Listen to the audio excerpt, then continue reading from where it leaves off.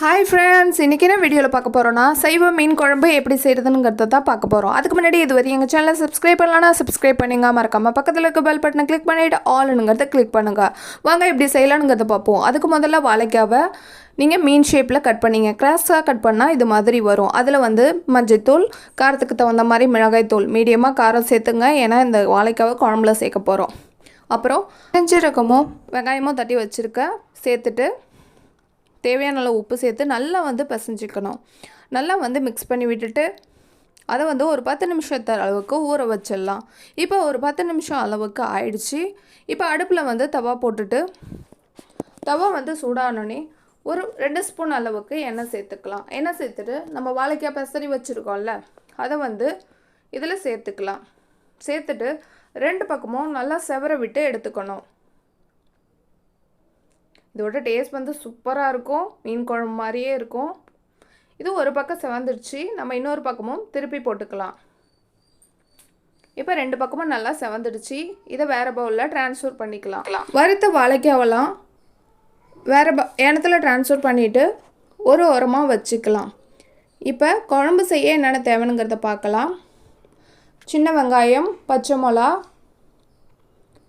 வெந்தயம், தக்காளி, பூண்டு, கரைச்சி வச்சுருக்க புளி. இது சின்ன லெமன் சைஸுக்கு புளி எடுத்து கரைச்சி வச்சுருக்கேன். இது இப்போ அடுப்பில் வந்து சட்டி போட்டுட்டு நம்ம ஒரு 3 ஸ்பூன் அளவுக்கு எண்ணெய் ஊற்றிக்கலாம். எண்ணெய் வந்து நல்லா சூடாகட்டும். எண்ணெய் நல்லா சூடாகணுன்னே நம்ம 2 ஸ்பூன் அளவுக்கு அதில் வெந்தயம் சேர்த்துக்கலாம். இது ஓரளவுக்கு கலர் வந்து சேஞ்ச் ஆகணும். இப்போ ஓரளவுக்கு அது கலர் சேஞ்ச் ஆகிட்டு பாருங்கள். இப்போ வந்து நம்ம அரிஞ்சு வச்சுருக்க வெங்காயத்தையும் பச்சை மிளகாவும் சேர்த்துக்கலாம். நான் வந்து சின்ன வெங்காயம் தான் சேர்த்துருக்கேன். ஒரு 10லேருந்து 15 சின்ன வெங்காயம் வந்து சேர்த்துருக்கேன். இது வந்து நல்லா வந்து வதங்கட்டும். இப்போ நல்லா வந்து வதங்கிட்டு பாருங்கள். நம்ம இதில் அரிஞ்சு வச்சுருக்க தக்காளியை சேர்த்துக்கலாம். தக்காளி வந்து ஒரு தக்காளி தான் நான் சேர்த்துருக்கேன். ஏன்னா புளி ஊற்றுறதால புளிப்பு இருக்கும்.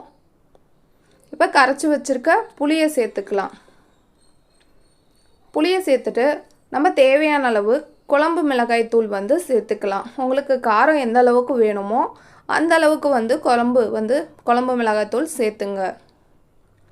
சேர்த்துட்டு நல்லா மிக்ஸ் பண்ணி விட்டுட்டு ஒரு மூடியை போட்டு மூடி வச்சிடலாம். இது வந்து நல்லா வந்து கொதிக்கட்டும். இது மீன் போடாமையே அப்படியே மீன் குழம்பு மாதிரியே தான் இருந்துச்சு. நான் செஞ்சு பார்த்துட்டு தான் உங்களுக்கு சொல்கிறேன். இது வந்து நான் செஞ்சது தான் வந்து வீடியோ எடுத்தேன். கண்டிப்பாக வந்து ட்ரை பண்ணி பாருங்கள். இப்போ நல்லா குழம்பு வந்து கொதித்து ஓரளவுக்கு வந்து திக்காயிட்டு பாருங்கள். இந்த ஸ்டேஜில் நம்ம வறுத்து வச்சுருக்க வாழைக்காவை வந்து இதில் சேர்த்துக்கலாம். வாழைக்காவை சேர்த்துட்டு ரொம்ப நேரம் வைக்க வேணாம்.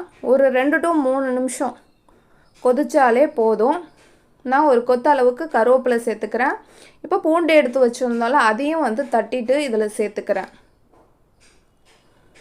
ஏன்னா வாழைக்காய் வந்து ஆல்ரெடியே வெந்துடுச்சு. குழம்பும் வந்து கொதிச்சுட்டு அதெல்லாம் வந்து ஒரு 2 to 3 நிமிஷம் அப்படியே வந்து கொதிச்சாலே அடுப்பை வந்து ஆஃப் பண்ணிடலாம்.